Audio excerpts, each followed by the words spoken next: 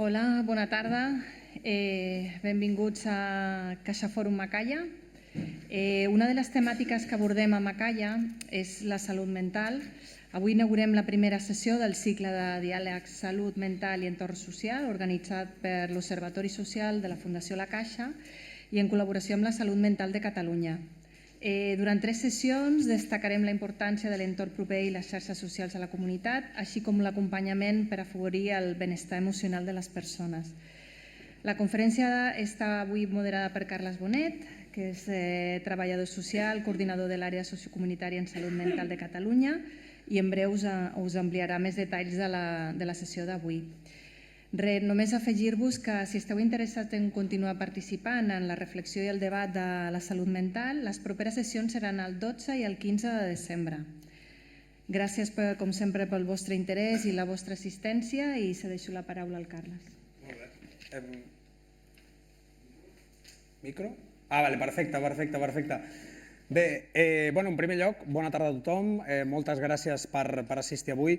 També agraïm moltíssim a l'Observatori Social de la Fundació La Caixa per permetre'ns tenir aquest espai. I bé, com s'anava introduint, avui comencem aquest cicle on parlarem sobretot, avui concretament aquesta activitat, de la salut mental i l'entorn social, de les xarxes de suport i d'aquells vincles que ens ajuden a sostenir-los. Donarem voltes a com el suport social, les xarxes de suport són un element clau per afavorir el benestar i per reduir aquells elements que ens generen aquest malestar emocional, aquest malestar psicològic que pot derivar en un futur en problemes de salut mental, sobretot quan venim d'un context advers com ha sigut el de la pandèmia i aquesta postpandèmia que estem vivint ara que ens genera aquesta incertesa de com serà el futur. Parlarem dels factors protectors, de les iniciatives col·laboratives i en general també com podem treballar les necessitats que observem en el dia a dia des de baix, des de l'horitzontalitat, des d'estratègies col·laboratives que realment siguin alternatives de suport per a les persones amb problemes de salut mental, amb patiment emocional o amb una situació de vulnerabilitat i fragilitat molt elevada.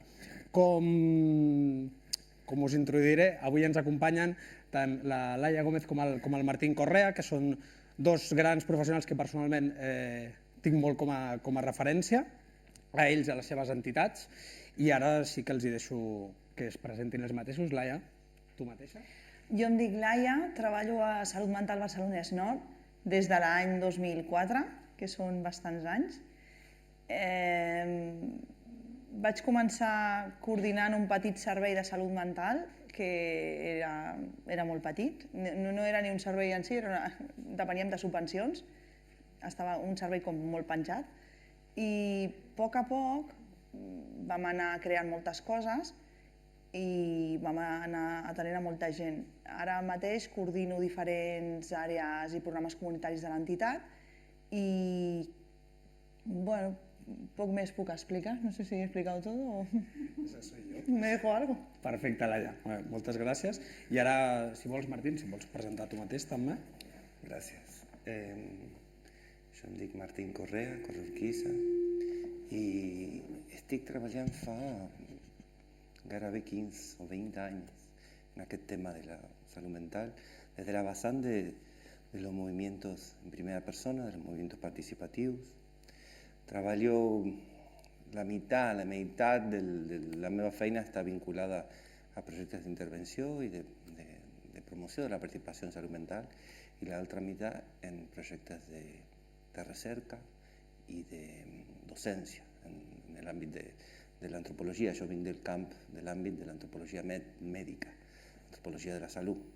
I des d'ahí, des de la Universitat Rovira i Virgili, treballem allí hi ha un postgrado de salut mental col·lectiva, hi ha un màster d'antropologia mèdica, on intentem treballar totes aquestes qüestions que també posem en pràctica en els projectes de participació vinculats a Radio Nicòsia, a la xarxa sense gravetat, que són espais de treball comunitari amb les persones amb patiment mental o amb persones que han estat psiquiatritzades en algun moment de la seva vida des d'una vessant, així com deia el Carles, d'una vessant horizontal, participativa, de tu a tu, més enllà dels diagnòstics psiquiàtrics. Per a nosaltres els diagnòstics o les categories diagnòstiques no constitueixen un element relacional, no nos interessen, diguéssim, en els espais comunitaris, diguéssim. No?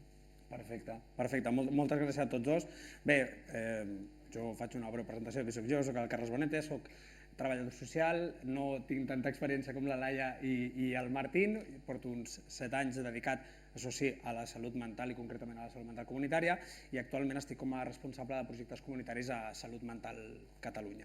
Així que un cop ubicats amb el tema de la sessió, un cop ubicats amb qui estem aquí avui a sobre de l'escenari, sí que us voldria dir que ara els donarem uns minuts a la Laia i al Martín també perquè puguin explicar què és el que estan treballant actualment, com estan treballant, una miqueta emmarcat amb aquest tema de les xarxes de suport i del benestar, dels vincles, de la comunitat, i després sí que tindrem un espai més de diàleg que finalitzarem amb participar amb vosaltres, no? Amb aquestes preguntes amb el públic i que puguem tenir el vostre feedback també. Així que, sense més, ara sí, Laia, et dono un temps una miqueta més extens perquè ens puguis explicar allò que esteu fent al Barcelonès Nord, a Badalona, i una miqueta també aquesta trajectòria que ens explicaves, no? de com des d'un servei molt petit, no? Com molt volet dintre de la comunitat, com molt penjat, i està molt bé que hagis comentat el tema del finançament perquè també em marca molt en quin tipus de situació s'aborden aquesta feina, aquestes intervencions, aquest treball comunitari, fins al punt on esteu avui, que la veritat fa molt goig el punt on heu arribat al llarg dels anys. Així que tu mateixa.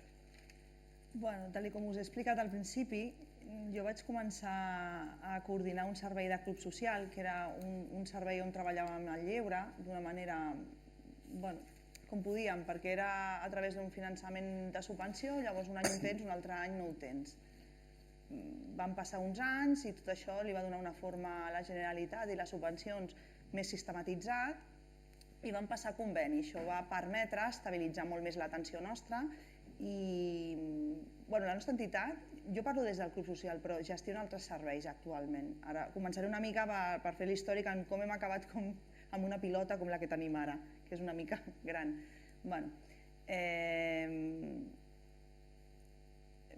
anar creixent, el servei va anar creixent, però vam veure que només ocupar el temps lliure se'ns quedava petit i a la gent que venia també es quedava petita. Llavors vam començar a crear altres projectes i altres serveis que pensàvem que podíem acompanyar a les persones que venien, que no només fos canviar una mica, vam voler canviar, no, ens vam parar a pensar que les persones no només tenien que ser receptores d'un servei, sinó també podien oferir serveis a la resta. Vam anar creant un programa bastant considerable actualment, que és el servei de voluntariat, format per persones que tenen un diagnòstic en salut mental, persones que no en tenen, persones que tenen compliment de treballs en benefici de la comunitat amb diagnòstic i persones que no en tenen. Diferents programes que actualment tothom està barrejat i tothom està dins de l'entitat que no sap qui ve a fer què. Movem un volum aproximadament d'unes 200 persones diferents a la setmana, amb una plantilla una mica reduïdeta, perquè al final no som tants treballant actualment, però fem el que podem. Fem el que podem perquè tenim molta gent i molts usuaris que no són usuaris, que són persones que venen a l'entitat, que ens ajuden a gestionar el servei. Gent que ve a donar ajuda, que ve aquí i ve aquí a animar, que tenim aquí gent de Badalona, aquí a la primera plana, i una mica el que ens ha permès poder crear tants serveis i tant moviment de gent, una mica el que parlava abans amb els meus companys, per nosaltres és molt important el vincle, i el vincle és escoltar, el vincle és oferir un espai, el vincle és ser igual, el vincle és no marcar diferències, és buscar un temps sempre per tothom, deixar els papers, deixar ordinadors, treballar d'una manera caòtica i fer 50 coses a la vegada si venen 50 persones diferents a la vegada a parlar. Treballem amb els despatxos oberts, les nostres reunions no són tancades de l'equip professional. Nosaltres obrim portes i estem fent la reunió d'equip i els usuaris s'asseuen, qualsevol persona de l'entitat, no de tot el món, però s'asseu, opina, reflexiona, llavors et quedes parat i dius, ostres, esto que ha dicho, me lo voy a apuntar. Tenim un model de feina molt... és caòtic, però a la vegada intentem ordenar. no separem perfils. Al final, tothom que ve a l'entitat ve perquè se sent sol i perquè busca un lloc on estar i on puguem recolzar el seu ritme vital. Nosaltres el que fem és com m'agradaria que m'atenguessin a mi si començo en un lloc nou. Llavors, quan comença algú, no només els professionals, és que els propis usuaris de l'entitat i persones que venen, que participen a l'entitat activament, tothom sap que comença algú nou i hi ha com un dominó d'acompanyament a la persona quan arriba.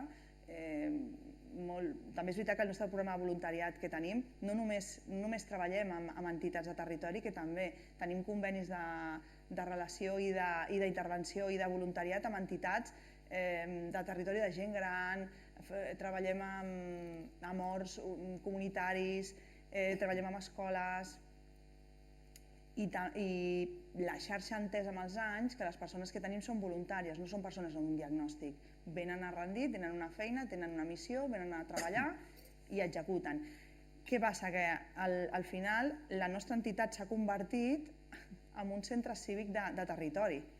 La gent ja no anem només nosaltres a fer activitats a fora, a insertar-nos a la societat, sinó al final la nostra entitat ha sigut un espai en el qual la gent del barri ve a fer activitats a la nostra seu. Hi ha hagut un canvi, pensem que és un canvi de model, que no només hem de caminar cap a fora, sinó la gent està venint a nosaltres i pensem que aquesta és una feina de... una integració.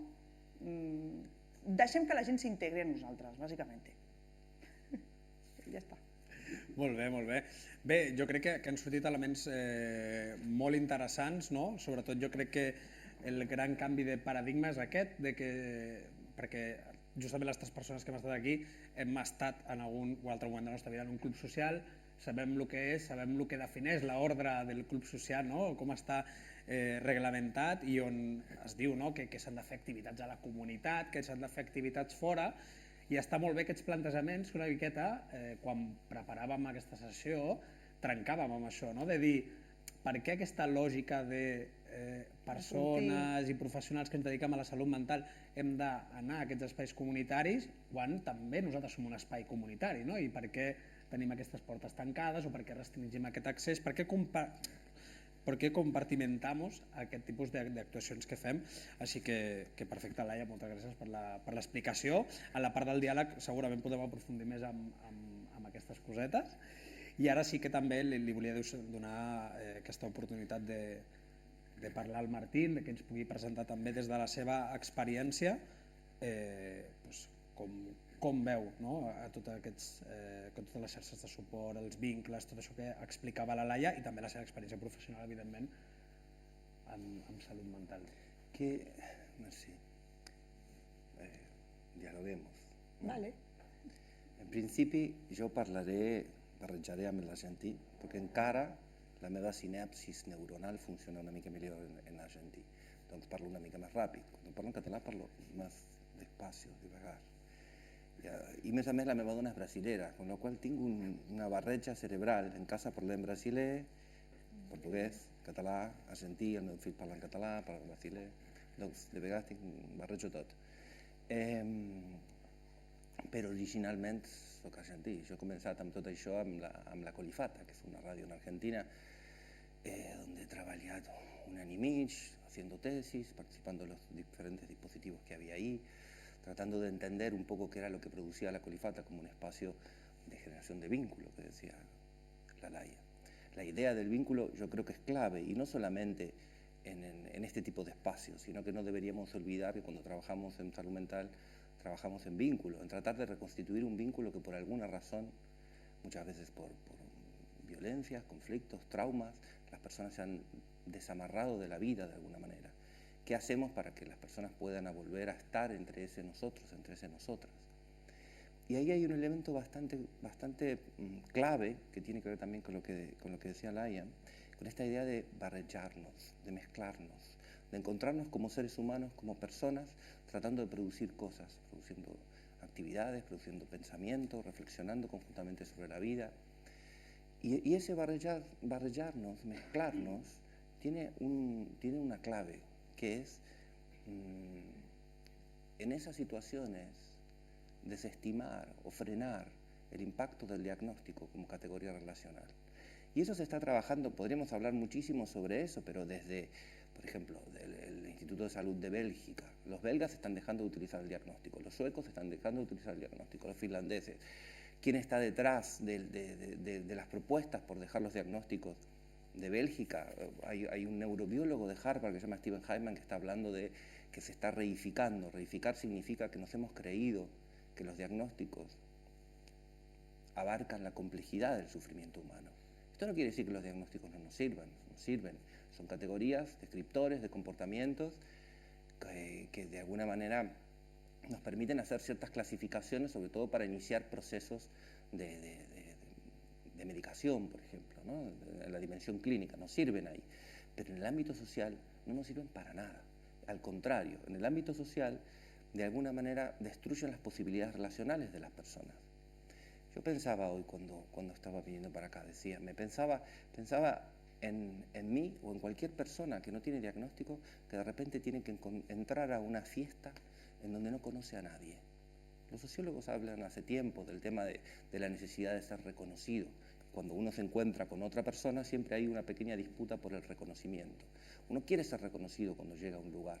Si uno llega a una fiesta y no conoce absolutamente a nadie, está ahí hasta que de repente alguien dice, tal, él empieza a ser reconocido, has hecho tal cosa. Uno empieza a ser reconocido desde un lugar que de alguna manera lo potencia. Cuando el diagnóstico cae sobre la vida de las personas, captura de tal manera esa identidad, subjetividad, lo que las personas son, pasan a ser ese diagnóstico socialmente, y muchas veces las personas lo terminan asumiendo como la única forma de pensarse a sí mismos. Y un diagnóstico no es solamente un diagnóstico médico, un diagnóstico, primero que hemos reducido el concepto de diagnóstico, porque el diagnóstico en realidad es un diagnóstico de situación. Uno abre a hacerse preguntas sobre una determinada situación y a buscar respuestas sobre una determinada situación. Los diagnósticos psiquiátricos que utilizamos hoy lo que hacen es cancelar toda exploración, porque ya hay una certeza basada en un supuesto comportamiento. El mismo concepto de esquizofrenia significa la fractura de la psiquis que se produce en algún momento de la vida de las personas, pero las personas con las que trabajamos no están todo el tiempo con la psiquis fracturada, por decirlo de alguna manera. Son personas que están aquí en un nosotros, en unas otras, con las cuales podemos pensar de la misma manera que podríamos pensar con cualquier otra persona en un espacio colectivo. Sin embargo, socialmente muchas veces se la sigue conceptualizando desde ese lugar, desde el esquizofrénico, por ejemplo, que es una categoría que no solamente significa lo que Bleuler se llamaba, en base a Kraepelin, que lo quiso definir a partir de una serie de comportamientos, DSM, los manuales de psiquiatría. No solamente significa eso. Hoy esquizofrenia significa, nosotros a veces en Radio Nicosia lo que hacemos es salirle a preguntar a la gente, ¿con qué asocias el concepto de esquizofrenia? A la calle. Y todas las cosas que surgen en ese con qué asocias no son cosas bonitas. Ustedes imaginarán todo ese ventail de cuestiones que aparecen ligadas al concepto de esquizofrenia. Imbécil era un concepto médico hace unos tiempos, y hoy ya es una categoría que no podemos utilizar como concepto médico. Imbécil viene de imbáculo, de que necesita un bastón para poder, de que falta un sostén, digamos. Sin embargo, hoy no se nos ocurriría pensar en conceptos como imbécil, como subnormal, que era una categoría también que se utilizaba en una época. Esquizofrenia está ocupando ese mismo lugar, y muchas veces las categorías terminan colonizando la vida de las personas. Entonces, ¿qué hacemos nosotros? Generamos espacios en donde esas categorías que quizás pueden servir en un momento de una cierta clínica, no deben invadir la identidad y la subjetividad de las personas, no deben invadir lo que las personas son. Entonces generamos espacios al margen de esas categorías. Que venga Juan, María, Vera, quien sea, a encontrarse, y nos encontramos pensando la vida. Lo que hacemos en Nicosia es generar, lo llamamos como contextos de posibilidad para que aparezcan otras cosas. Contextos en donde de alguna manera suspendemos esas categorías. El Fran, un compañero, dice que en Nicosia hay un perchero simbólico en la entrada donde cada uno puede colgar su diagnóstico. Y a partir de ahí uno entra, y si uno se quiere nombrar desde el diagnóstico, también es bienvenido. Cada uno se nombra desde donde quiera nombrarse. De hecho, las primeras veces, cuando llegan a Nicosia, muchas veces son: hola, soy Juan, soy esquizofrénico, bipolar, de patología dual, y largan el prontuario, porque lo han interiorizado, porque de alguna manera les hemos hecho interiorizarlo. Nos hemos equivocado en el sentido de que hemos confundido el mapa con el territorio, que diría Gregory Bateson, ¿no? Es decir, nos creemos que los nombres son la cosa nombrada, y los nombres nombran una determinada sintomatología en un momento puntual de la vida. Entonces, las personas que llegan no son el diagnóstico, son lo que ellos quieran ser, lo que decía Laia, lo que ellas puedan abrir a partir de ese momento. Entonces, en Nicosia generamos espacios de reflexión, hay varias instancias, hay como 18 proyectos, pero uno de esos, por ejemplo, son los grupos de cuidado, que son como grupos de ayuda mutua, hay grupos mixtos, hay grupos de mujeres, grupos de hombres para pensar esas otras masculinidades que nos habitan, y hay sobre todo una asamblea. Todos los lunes hay una asamblea, donde se pueden juntar 40, 60 personas a pensar alguna temática que alguna de las personas que está por ahí tenga ganas de poner en juego, ¿no? O sea, y en esos espacios, también como planteaba Laia, son espacios que también están abiertos, porosos a la comunidad. En una asamblea de Nicosia hay una vecina, por ejemplo, que está muy sola, una señora que tiene 89 años, y viene al programa porque le encanta eso. Es que aquí me siento bien.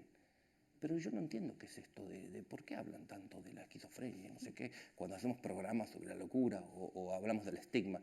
Intenta entenderlo, pero está participando desde ese lugar, desde sus 89 años, pone en juego toda su experiencia y todo el mundo acoge. Entonces hay gente del barrio, estudiantes, gente que viene en prácticas, gente de parte del equipo de coordinación, gente que ha pasado por los procesos de cicatrización, por los procesos del diagnóstico. Y entre todos pensamos, la semana pasada hicimos un programa, por ejemplo, para hablar sobre la lucidez que hay en la locura. Y lo quiso plantear una señora que no tiene diagnóstico, que es funcionaria, pero de repente se encontró, y dijo, yo quiero que podamos hablar de este tema porque yo creo que yo trabajo funcionaria y están mucho más locos mis compañeros de trabajo que la gente que yo encuentro aquí. Este tipo de cosas aparecen tanto en tanto. Vamos a hablar de la lucidez que hay aquí en tanto espacio de pensamiento, desde la idea de poder reflexionar, y ahí aparecieron un montón de cosas, la lucidez. Es cierto que a veces la llamada locura está asociada a un exceso de lucidez, a un darse cuenta del absurdo de la vida, del sinsentido de la vida, de darse cuenta de cosas que después hay que sostener. Y a veces es difícil sostenerlas, porque uno está a veces solo, porque es aquel que está señalando aquello que no se puede señalar. Yo siempre cuento la historia del Pau, que es uno de los compañeros de Nicosia, que cuando empezó a venir a Nicosia, una trabajadora del hospital de día donde él estaba, me llama, me dice, me tienes que ayudar porque el Pau no tiene conciencia de enfermedad. Y yo hacía poco que empezaba a escuchar este tipo de mantras, que en el sistema sanitario hay dos grandes mantras, la conciencia de enfermedad y la adherencia al tratamiento, que es como que se repiten así como si fueran mantras irreflexivos. Entonces yo le pregunto a Pau, le digo, Pau, dice la Monse que tú no tienes conciencia de enfermedad. ¿Qué significa eso para ti? Entonces Pau me dice, bueno, dile a Monse que escuche el programa, que le voy a preparar un texto para ella. Entonces el programa en directo se pasa una noche sin dormir, un problema. Digo, Pau, no podemos dejar de dormir, sabemos lo que pasa cuando dejamos de dormir. Pero escribe un texto maravilloso que le dice, querida Monse, te agradezco que me quieras cuidar, agradezco lo que quieres hacer, pero hay un tema que hay una cosa que yo quiero decir, y que es que yo acepto que tengo la piel fina, acepto que el mundo ha desarrollado, la gente ha desarrollado una suerte de escafandra, de armadura para enfrentarse a la brutalidad del mundo, ha aprendido a sobrevivir en un mundo que es brutal, que es absurdo por momentos, que es hermoso también, pero a mí eso me hunde y a mí me falta a veces, me faltan recursos para poder enfrentar y a veces necesito ayuda y me hundo y soy muy frágil. Es como si tuviese una herida abierta todo el tiempo, me dice. Y nadie entiende la herida abierta. Asumo que tengo un sufrimiento fuerte, pero lo que no asumo es una categoría que intenta nombrar ese sufrimiento que yo tengo desde un lugar que me desautoriza socialmente para hablar sobre mí mismo y para hablar hacia el mundo. Uno de los grandes fenómenos que se producen a partir del diagnóstico es que las personas quedan desautorizadas, deslegitimadas para poder hablar sobre sí, para poder hablar, para poder pensarse incluso a sí mismos fuera de esos nombramientos clínicos. Tú eres un esquizofrénico. ¿Por qué tengo esto? Porque eres un esquizofrénico.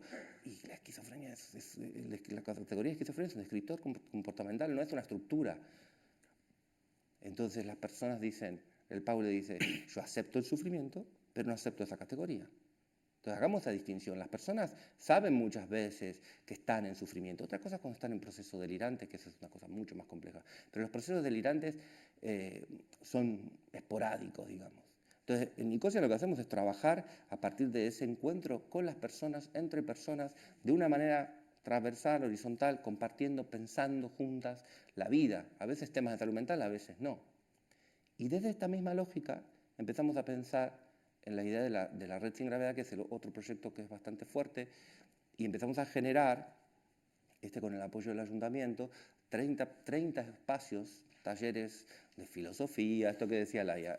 La gente entra, pero también nosotros salimos y proponemos espacios en los centros cívicos, en los centros culturales, en los casales, para descompartimentar las llamadas discapacidades, las diversidades, para que espacios que no sean solamente para salud mental, sino que en esos espacios hemos ido a hablar con un montón de instituciones, con todas las entidades que se hacen cargo de las diferentes diversidades o discapacidades, y les decíamos, estos espacios son llevados por profesionales, por un tallerista, en el cual nosotros valoramos dos cosas: su capacidad en relación a lo que va a dar, si da yoga, si da filosofía, si da teatro, si da literatura. En un 50% valoramos eso. Y en un 50% valoramos su capacidad relacional para vincularse con la diferencia, con lo que no le es normal, con lo que le parece extraño en un momento, su sensibilidad, su capacidad de acogida a la diferencia. Y ahí está una profe de yoga que me decía, pero yo no sé nada sobre salud mental. Perfecto. Le decíamos, perfecto, vamos por ahí, no necesitas saber, pues tú te necesitas relacionarte con Juan o con Pedro o con María, y después vamos a generar espacios. Si llega a pasar algo, muy pocas veces ha pasado algo, digamos, en el sentido que alguien te ha puesto mal o lo que sea. Pero la mayoría de las veces son espacios relacionales como cualquier otro, en donde hay una persona con diversidad funcional que va en silla de ruedas, una persona con disminución psíquica, 5 personas con problemas de salud mental, 7 personas que vienen de situación de calle, 3 personas en situación de adicciones, 4 refugiados sirios, rusos, están todos mezclados, y gente del barrio, generando un espacio en donde todas esas identidades que de alguna manera las habían capturado, el discapacitado, el loco, el inmigrante, el no sé qué, quedan suspendidas en el aire porque estamos haciendo un taller de filosofía o un taller de artes plásticas, y aquí el vínculo se construye a través de esa lógica. Entonces yo creo que lo clave del trabajo comunitario y de las yardas de soporte social pasan por desactivar los diagnósticos psiquiátricos como categorías relacionales, lo cual no quiere decir negarlas en sí. Podemos problematizar eso después, porque en Bélgica están diciendo no usemos más las categorías estas.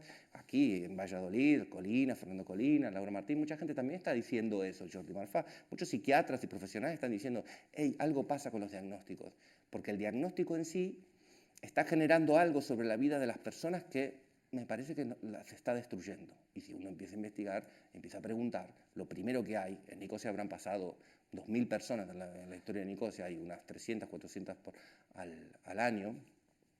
En la red sin gravedad hay unas 600 personas, pero en Nicosia lo que hay permanentemente es un reclamo por poder ser visto, por ser reconocido, más allá de esa categoría diagnóstica.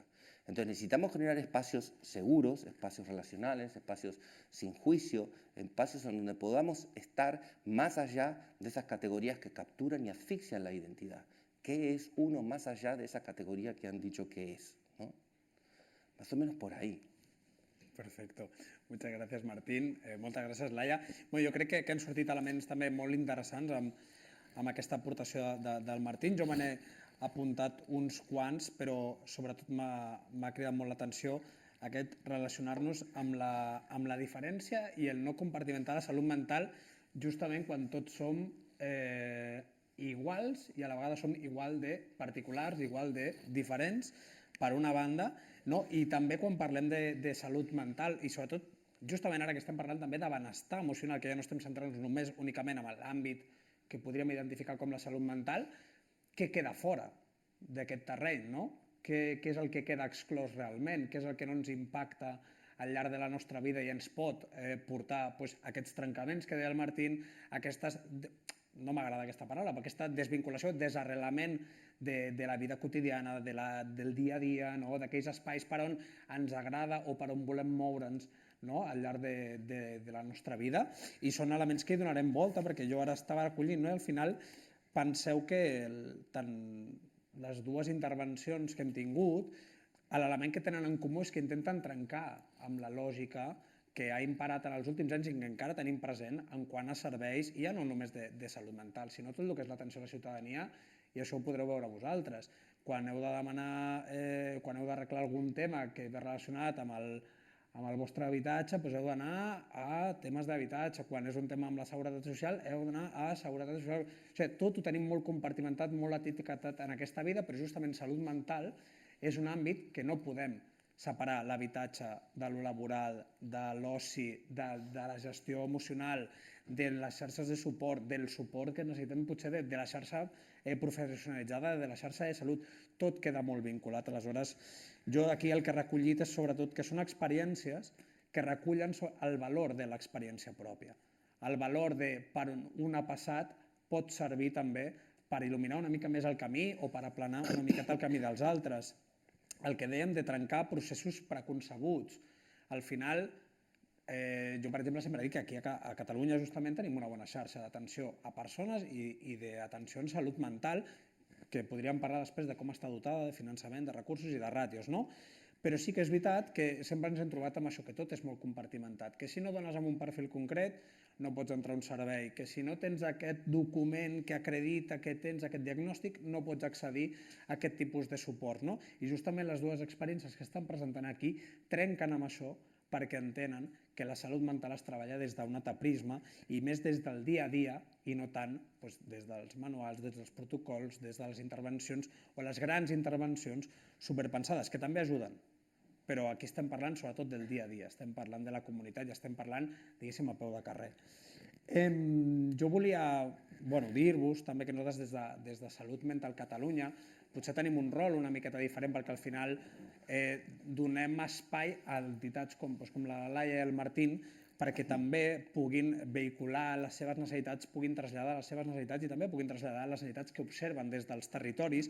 I jo volia fer èmfasi, hi ha un programa a Salut Mental Catalunya que a mi personalment m'agrada molt i llàstima que no el puc portar jo, perquè el porta l'altra companya, que es diu Fent costat entre famílies i que una miqueta respon a aquestes necessitats de les persones, les necessitats que et diuen que tenen les persones i de la manera que diuen les persones.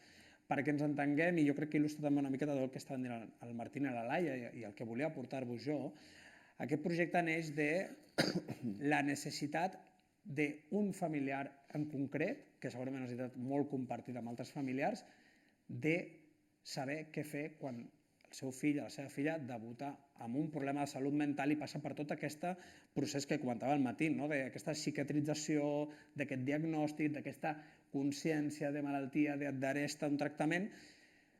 Aquest pare en concret es va quedar trastocat, es va quedar trasbalsat i va dir: ara què passarà? Què significa això?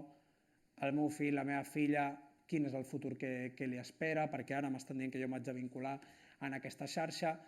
És major d'edat, per tant, jo tampoc puc accedir, tinc poca informació, i aquesta persona el que va plantejar és: escolta, no hi ha familiars que hi hagin passat per això? No hi ha gent que ha recorregut aquest camí, que s'ha enfrontat a aquestes pors, a aquesta incertesa, a aquests dubtes, a aquest malestar i aquest patiment que ens genera tota aquesta situació? I la resposta era que sí. I llavors la següent reflexió va ser: i per què no aprofitem això perquè aquests familiars que ja han viscut aquests processos em puguin acompanyar a mi?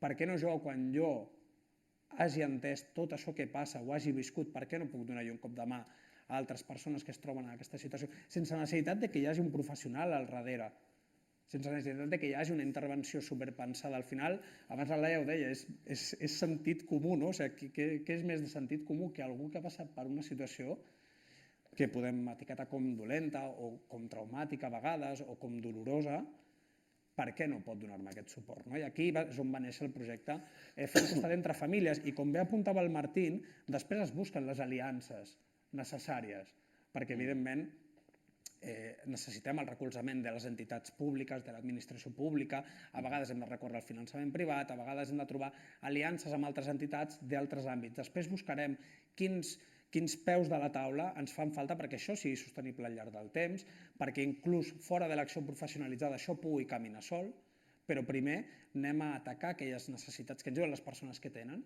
i sobretot, i si podem, de la manera que també volen les persones que es tractin aquestes necessitats. No? Així que moltes gràcies per les vostres intervencions. Jo crec que estan aportant molts elements interessants i ara sí que volia llançar una primera pregunta per tal de que poguéssim parlar, perquè a mi em passa una miqueta, l'altre dia estava preparant la sessió del dia 15, que també us convido que vingueu, amb els ponents, i parlàvem de la justícia social. Llavors, un dels ponents deia que la justícia social és un concepte que emmarca moltes coses, però a la vegada en defineix molt poques. Llavors, jo volia preguntar-vos, Martín i Laia, així per també trencar una mica el gel del diàleg, quan parlem de xarxes de suport social, a què ens estem referint? Què estem emmarcant aquí? O què posem sobre la taula?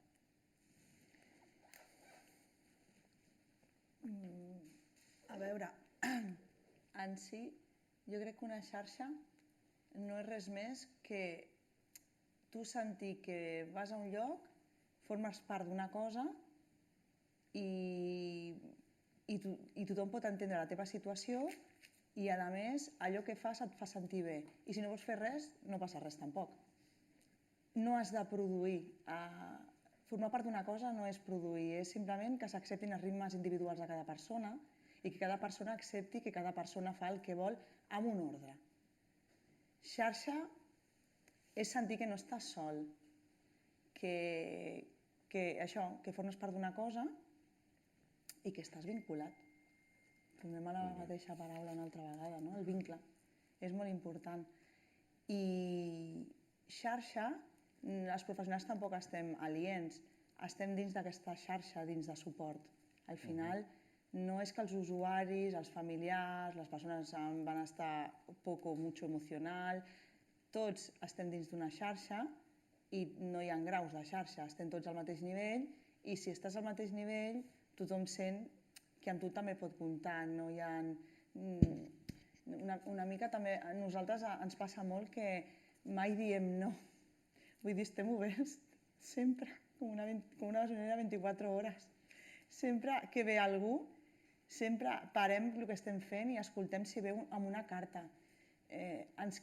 També som xarxa perquè ens hem creat els nostres propis recursos, perquè recursos públics són inaccessibles i injustos, perquè hi ha uns barems d'accessos injustos, que moltes vegades es tenen en compte criteris que no són individuals, que són estandarditzats.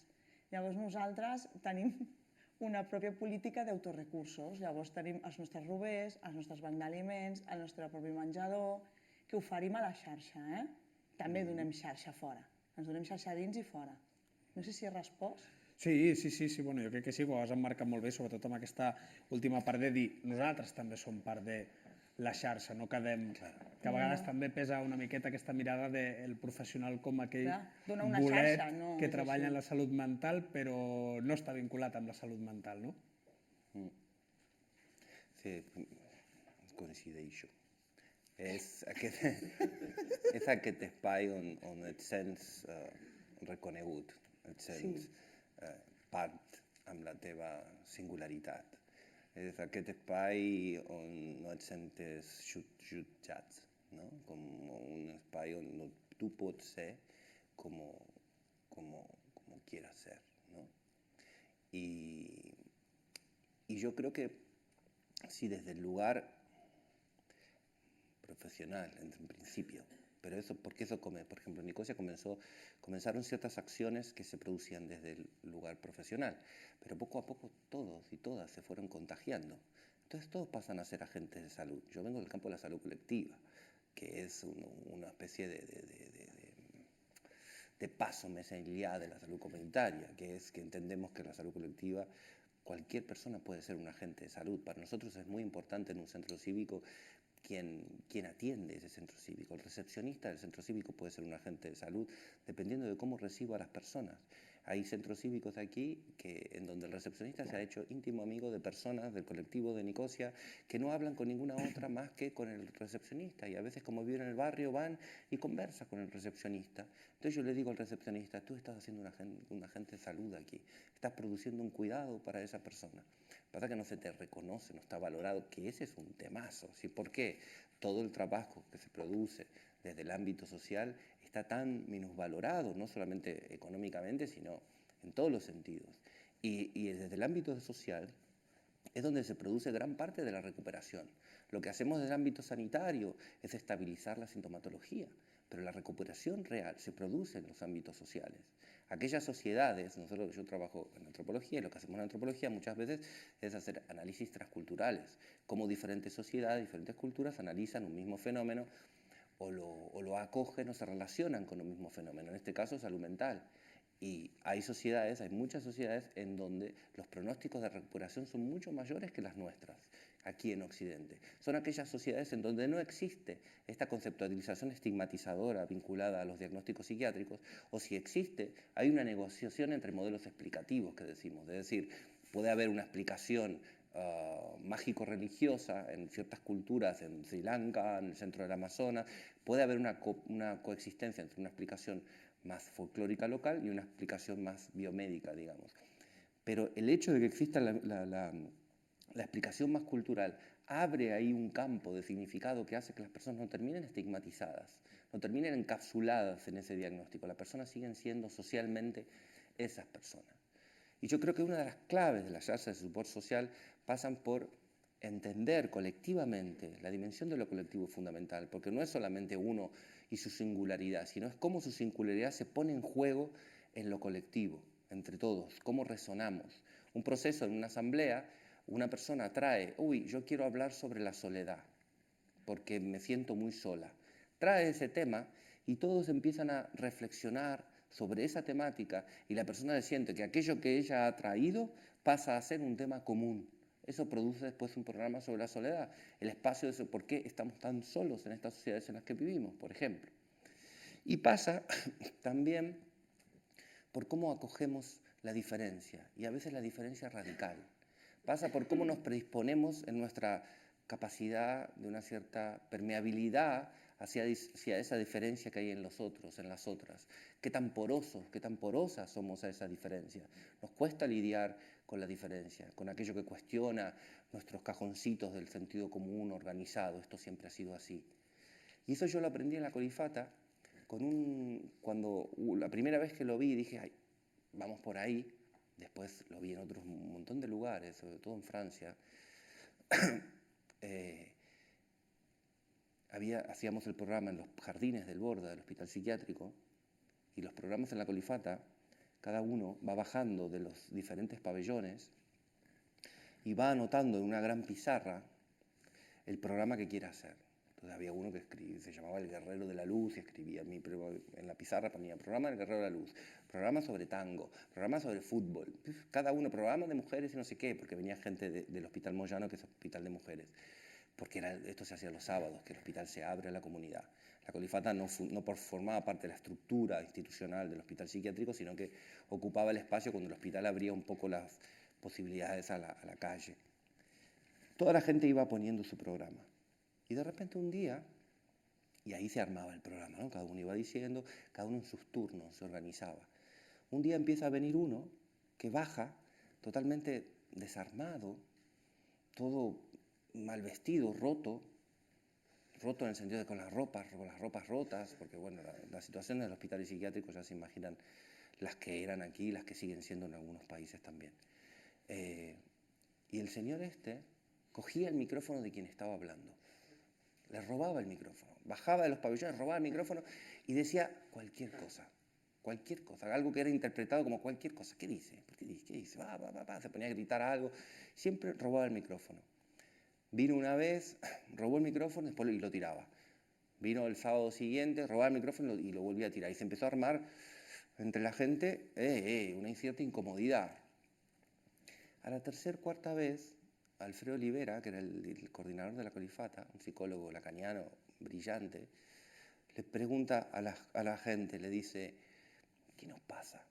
con este Víctor, se llama? ¿Qué nos pasa con Víctor? No, porque molesta, porque siempre nos interrumpe con todo lo que hacemos y no nos deja hacer nuestro programa. Nos interrumpe. ¿Y qué pasaría si lo llamamos el interrumpidor oficial de Radio La Colifata? La gente, ¿qué hizo Alfredo? Le dio una institución, lo instituyó, le dio un lugar a él y le dio un lugar a él en la subjetividad de los otros. Los otros dijeron, bueno, si es el interrumpidor oficial, él puede interrumpir. Él es el único que puede interrumpir. ¿Por qué Alfredo decía esto? Porque él interrumpe. Pero es la única manera que él está teniendo ahora de querer vincularse. Vincula de una manera desordenada. Es lo que puede hacer ahora. Pero miremos, está queriendo venir y sigue viniendo. Quiere estar en un nosotros colectivo, quiere participar de este espacio, pero por ahora no sabe hacerlo de otra manera. ¿Le vamos a dar lugar o no le vamos a dar lugar? Pues se transformó en el interrumpidor oficial. Y si todos ponían su programa así, él empezó a poner su programa así. O sea, el interrumpidor oficial en la pizarra. Atravesaba todos los programas. Transversalizó todos los programas. El interrumpidor oficial está, sí, puede. Y hasta cuando no venía el interrumpidor oficial, la gente, ¿y el interrumpidor oficial? Yo quiero que me interrumpa el interrumpidor oficial. Consiguió un estatus dado a partir de esa pequeña intervención que legitimaba, ¿no? Pasó un mes y al final él quiso también tener su programa. De aquí lo pasó aquí. El programa del ex interrumpidor oficial. Y hay de aquel que lo interrumpiera. Porque él también decía, a mí que nadie me interrumpa, porque yo era el interrumpidor y todavía lo quiero mantener. Pero el programa del ex interrumpidor oficial, que hablaba sobre lo que se le ocurría en ese momento. Pero fue su manera de entrar. ¿Qué hubiésemos hecho en otras circunstancias? O sea, ¿qué se podría haber hecho? No puede venir porque viene muy desarmado, porque es muy disruptivo, porque nos molesta. Ok, sí, nos molesta, es verdad, molesta. Pero ¿qué hacemos con aquello que nos molesta? Ahí está. ¿Qué lugar le damos a eso? Ahí està, ahí està. No, mira, justament ara ens reiem, tenen tot la sonrisilla amb aquesta anècdota que ens explicava el Martín de l'interrupidor oficial, però jo crec que amb l'últim que has dit ha donat aquest toc, no?, de la legitimitat, no? El reconeixement, que també havies començat amb aquesta intervenció i que també tot el que explicava la Laia va en el reconèixer a l'altre com una persona que no només pot rebre, sinó que pot aportar des del lloc on vol aportar.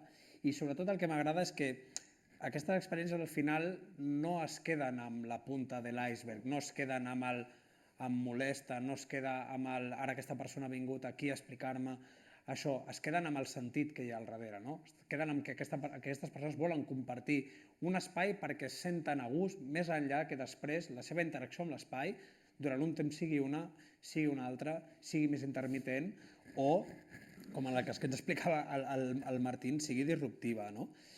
Aleshores, jo lligava això, i perquè ha sortit una paraula que és accessibilitat, que com bé sabeu també és un temazo, i la Laia ho deia molt bé, perquè sí que és veritat que aquí, entre les tres persones que estem aquí, treballem colze a colze amb els serveis públics, amb la institució pública, i en cap cas volem donar una imatge de confrontació, però sí que és veritat que durant molt temps, potser ara sembla que s'està suavitzant una miqueta aquest tema, però durant molt temps sí que ha existit com aquesta sensació de que uns ocupàvem l'espai dels altres i viceversa. Llavors, clar, aquí estem abordant una triple incoherència que ha tingut durant molt temps tot el que penja de la cartera de serveis i dels serveis públics, que primer ha sigut les respostes estandarditzades a qüestions que tenen molt a la individualitat i subjectivitat de la persona, per molt que després ens reunim i tinguem aquests vincles i aquesta comunitat.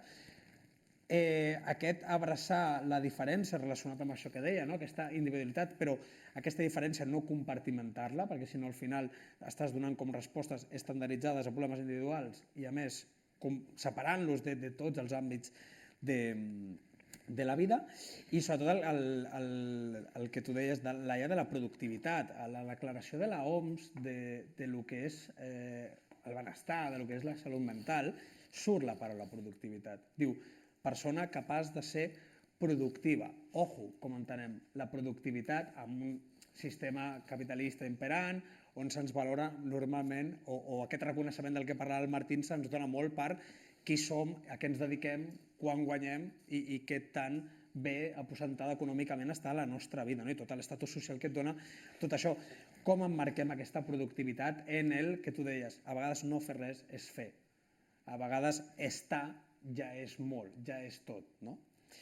Però jo volia emportar-m'ho això a la coexistència, a la relació i sobretot des de l'experiència que ens poguéssiu dir com ha sigut aquest sortir cap enfora d'aquesta forma valenta que ho heu fet tots dos, o aquest que vinguin cap endins també d'aquesta forma tan trencadora, en els vostres territoris en concret, com ha caigut això amb la xarxa tradicional de salut mental. Martín, abans ens explicaves l'anècdota d'aquesta professional que trucava i deia no tiene conciencia de enfermedad, no? Com heu anat afrontant tot això? Perquè entenc que haurà sigut, en part, un repte com a professionals, com a entitat i com a persones, ja. Bueno, voy. ¿Le doy? Sí. Vinga. Moltes vegades amb el Pedro, que és company i és el president de l'associació, entre altres coses, parlàvem de lo difícil que és el treball comunitari. Que eso todo el mundo habla y dices, madre mía, ¿esto qué es? Bueno, treball comunitari no és coordinar-se, no és agafar un cas i dir fulanito está viniendo y todo lo produce y hace bien. Això no és treball comunitari, no? Treball comunitari és, per poder-ho aconseguir, si algú vol intentar fer alguna cosa, desde luego tienes que ser superhumilde. La primera base interior del mundo. Humilitat em refereixo a que quan ens puguem comunicar és des d'una base d'aprenentatge cap a l'altre i de suport i de recolzament i de no envair, de no ferir, perquè al final les persones quan no ens coneixem normalment estem molt a la defensiva.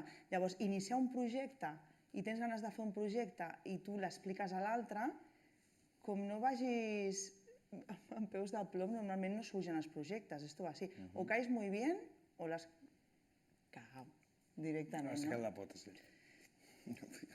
Llavors,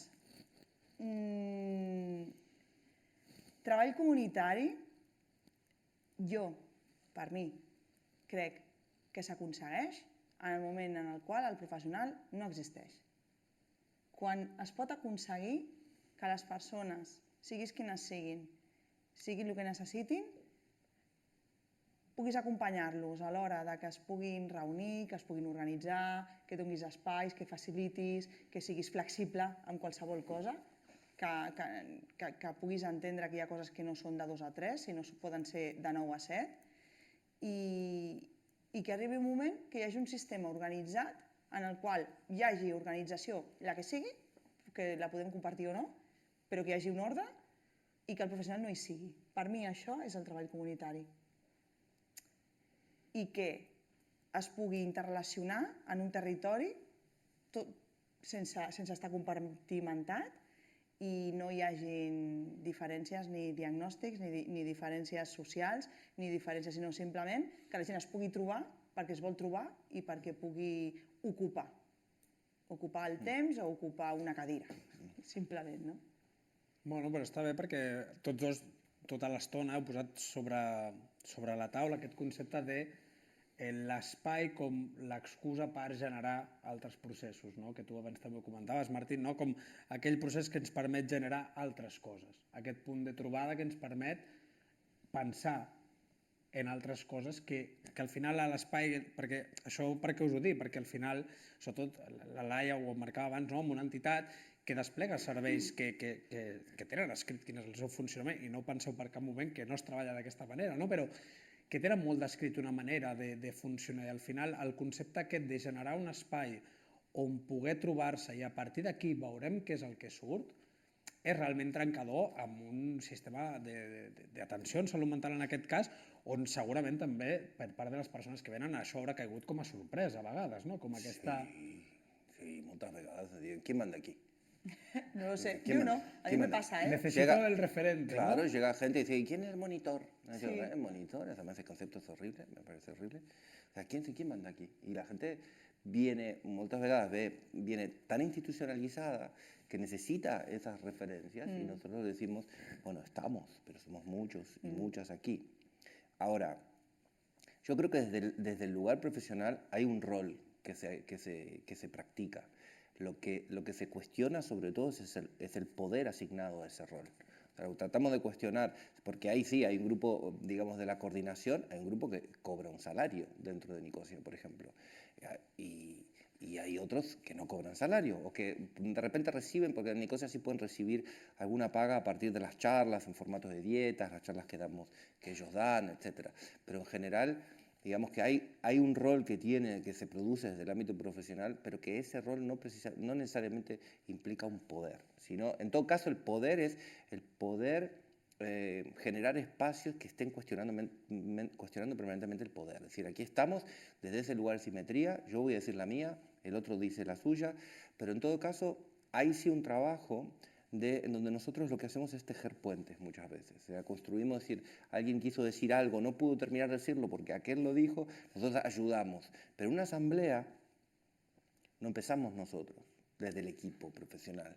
Y muchas veces viene alguien y la asamblea está de repente 2 minutos en silencio, 45 personas en silencio, que se vuelve insoportable. Hasta que alguien empieza a decir algo y nos dice, pero ustedes no coordinan. No, no coordinamos la asamblea. Justamente la forma que tenemos para que las personas se sientan parte de este proceso es no estar nosotros sentaditos en la esquinita de la mesa y decir, bueno, a ver, ¿qué tenemos para hoy? ¿Cuáles son las tareas que tenemos? No, la asamblea es un espacio y un proceso colectivo. Las relaciones con las instituciones. Eso da para una tesis doctoral. Porque nosotros cuando empezó Nicosia, se generaron muchas cosas. Nicosia empezó en el 2004. Primero, que lo que hicimos fue abrir un espacio, una radio, en donde las personas podían decir. ¿Y qué decían? Rabia. Lo primero que había era rabia. Era mucha rabia con todo aquello que la sociedad, la psiquiatría, las medicaciones habían hecho con ellas y con ellos. Y había gente que me decía, tenés que controlar a los nicosianos porque dicen cosas que están fuera de lugar. Hablan desde la rabia muchas veces. Yo intentaba decirle, muchachos, si nosotros una vez fui con el Joan a una conferencia de la AEN en Valencia, en todo el tren, el Joan tenía uno de estos diagnósticos y además era un matemático brillante. Le digo, Joan, con muchas lecturas el Joan, leía mucho. Le digo, Joan, vamos a hablarle a 400 psiquiatras. Nosotros queremos que esos 400 psiquiatras sean amigos nuestros o que se atrincheren contra el fondo y se genere una especie de corporativismo porque nosotros los vamos a amenazar. No, sí, tienes razón. Porque Joan era muy cañero. Joan, en las primeras reuniones que teníamos en Nicosia, decía, hagamos una performance en donde vamos a hablar con el triunfo, ponemos un muñeco en psiquiatra y le cortamos la cabeza. Ajá, bien, vamos bien. O sea, así vamos a ser amigos. Es decir, ¿pero qué había ahí? Había una rabia descomunal de Joan, de los procesos de psiquiatrización, de cómo lo habían atado, cómo lo habían sobremedicado, cómo lo habían destruido en gran medida. Y Joan siempre estaba con esa rabia. Después se hizo amigo de muchísimos psiquiatras maravillosos de aquí, fue a congresos, psiquiatras que lo invitaron a él, haciéndolo pasar como psiquiatra en congresos de psiquiatría. Eso es otro tema maravilloso. Pero lo que le digo a Joan en el tren, le digo, vamos a ser suaves, ¿no? Vamos a tratar de generar una cierta complicidad con la gente. Sí, tienes razón, sí, vale, vamos. Empieza y me dice, habla tú primero, me dice. Vale, empiezo a hablar yo. Yo hablo, trato de ser polite, ¿no? Bueno, tratando de cuestionar, tratando de pensar juntos sobre algunas cosas. Y cuando le toca a Joan empieza a cortar cabeza, empieza a contar toda su trayectoria con una rabia que todos empiezan, se tiran así para atrás. Y cuando salimos le digo, ¿qué pasó a Joan? Y me dice, es que es más fuerte que yo. Tenía 400 psiquiatras ahí, tenía que vengarme de alguna manera. Era más fuerte que yo. Me dice, vale. Entonces, al principio pasaba eso en Nicosia. Era un espacio de efervescencia en donde la gente podía hablar y contaba toda su rabia con las cosas que le habían pasado. Entonces, desde las instituciones decían Nicosia. Cuidado con Nicosia, estos son todos antipsiquiatras, son todos rebeldes, cuidado con Nicosia. Pero también en Nicosia había un Joan y había una Silvia, que Silvia, lo que pasa es que Silvia no era tan notable, no se notaba tanto, pero Silvia invitaba a su psiquiatra todos los años a entrevistarlo. Decía, venga, le decía, señor Patricio, quiero que venga, que yo lo entreviste. Entonces venía a la radio, entrevistábamos al señor Patricio, su psiquiatra, y Silvia decía, déjemelo entrevistar a mí, que Joan no hable. Le decía, Joan, tú no hables, porque vamos a entrevistar a mi psiquiatra. Y lo primero que le decía Silvia a su psiquiatra es, Patricio, doctor, en el programa de radio, está escuchando a mi mamá. ¿Cómo me ve en la radio? triangulaba cosas fantásticas y el Patricio empezaba a hablar, que te veía bien, no sé cuánto más. O sea, nuestra relación empezó mal con las instituciones, porque habíamos abierto ahí un espacio en donde se decían cosas que no podían ser dichas. ¿Cómo vamos a cuestionar el sistema de salud? Hay cosas que hay que cuestionarlas, hay cosas que están muy bien, fantásticamente bien, estructuralmente bien, a veces escenográficamente bien, arquitectónicamente bien, hay muchos recursos, pero hay cosas que hay que seguir pensando.